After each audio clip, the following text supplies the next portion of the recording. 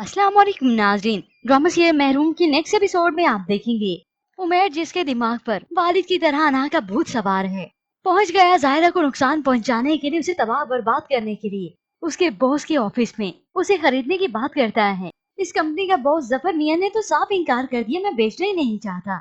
ये सब सुनकर इस उमैर को तो गुस्सा आ जाता है, वो उसे धमकाने लगा।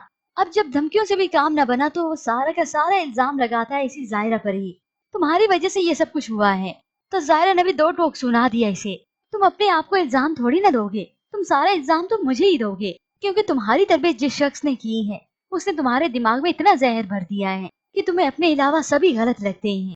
ये सब सुनकर उमैर को तो गुस्सा आ जाता है।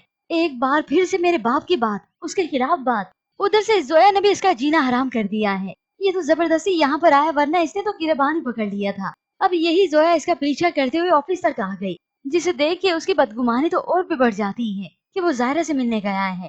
तो अब बस फिर जब गुस्से से घर वापस जाता है तो ये जोया तो उसकी क्लास ले लेती है, उसका गिरबान पकड़ लेती है।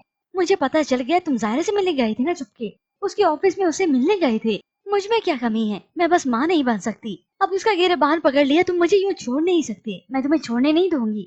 अब उमैर ने एक दफा बर्दाश्त कर लिया, मगर दूसरी बार फिर जब इसने गिरबान पकड़ा, वो अब की बार ये बर्दाश्त नहीं करता। वो दोनों हाथ झटक कर वहीं से गुस्से से चला जाता है।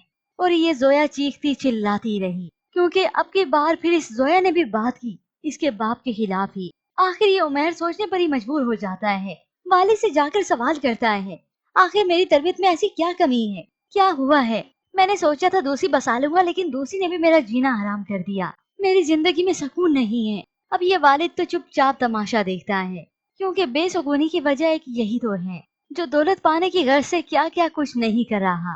मगर आज नहीं तो कल ये हकीकत तो खुल के ही रहनी है कि असल फसाद की जड़ तो उसका अपना ही वालिद था, जिसके खिलाफ वो एक बात भी नहीं बर्दाश्त करता था।